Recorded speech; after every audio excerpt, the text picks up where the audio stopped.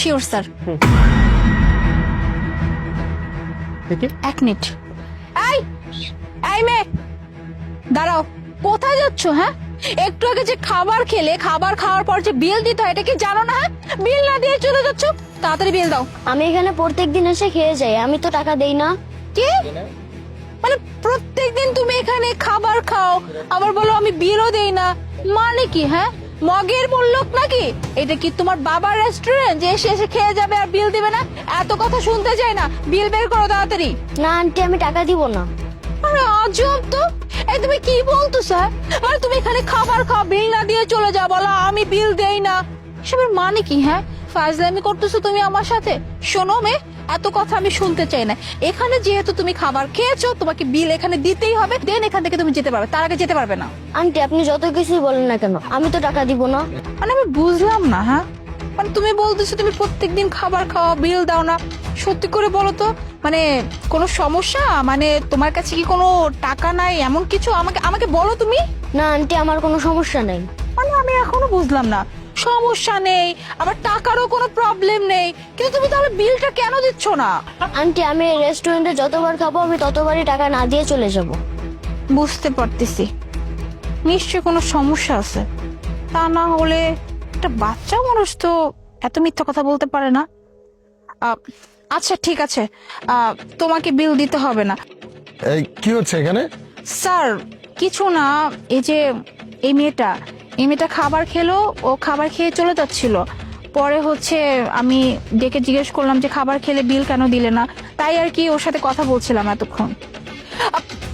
Sir please আপনি আবার ওকে কিছু বলবেন না, দেখতে তো পাচ্ছেন বাচ্চা মানুষ, আর আমি ওকে অনেকক্ষণ ধরে জিজ্ঞেস করছিলাম।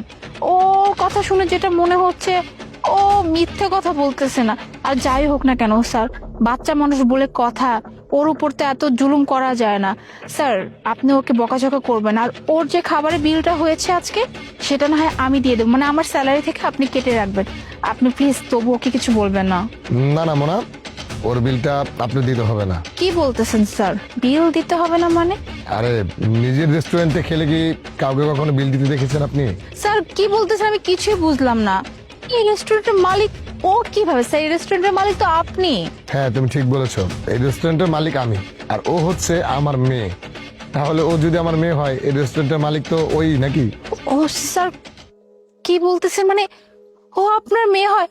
Sir sir I am really sorry sir, বিশ্বাস করেন স্যার, আমি যদি একবার জানতাম যে ও আপনার মেয়ে, আমি ওর সাথে কখনো এইভাবে কথা বলতাম না। আসলে স্যার আমি তো নতুন জয়েন করেছি, মাত্র 3 দিন হলো, এর জন্যই হয়তো ওকে আমি চিনতে পারিনি যে আপনার মেয়ে। স্যার আমি আসলে আমার ডিউটি করছিলাম, কারণ একজন কাস্টমার খাবার খেয়ে যাবে, যদি বিল না দেয় তাহলে এটা কেমন না, এর জন্যই স্যার এতক্ষণ যাবত ওর সাথে আমি জেরা করছিলাম। Sir please sir I am really sorry আমার ব্যবহারের জন্য। বাবা এই আন্টিটা খুব ভালো, এই আন্টির জায়গায় যদি অন্য কেউ থাকতো তাহলে আমার সাথে খারাপ ব্যবহার করতো। আমি রেস্টুরেন্ট থেকে টাকা না দিয়ে চলে যাচ্ছিলাম, আর এই আন্টিটা দেখো কত ভালো, নিজের স্যালারি থেকে আমার খাবারের বিলটা দিয়ে দিতে চাইছে। বাবা এই আন্টিটাকে আমার অনেক ভালো লাগছে, আর তুমি এই আন্টিটাকে প্রমোশন করিয়ে দাও। হ্যাঁ মামুনি, তুমি ঠিক কথা বলেছো। আসলে তোমার এই আংটিটা ভালো মন মানসিকতার মানুষ, তাই তো তোমার বিলটা সে নিজের স্যালারি থেকে দিয়ে দিতে চাইছে। যাই হোক, আমার মেয়ে একটা কথা বলছে, আর সেটা তো আমাকে অবশ্যই রাখতে হবে। মোনা, আজ থেকে আপনি আমার এই রেস্টুরেন্টে ম্যানেজার পোস্টে ডিউটি করবেন।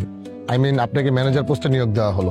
আর তার সাথে সাথে যেহেতু আমার মেয়ে একটা প্রমোশন আপনাকে দিয়েছে, আমার তরফ থেকেও তো আপনাকে কিছু গিফট করা উচিত। আমার তরফ থেকে আপনার স্যালারিটা বাড়িয়ে দেওয়া হবে। কি বলছেন স্যার?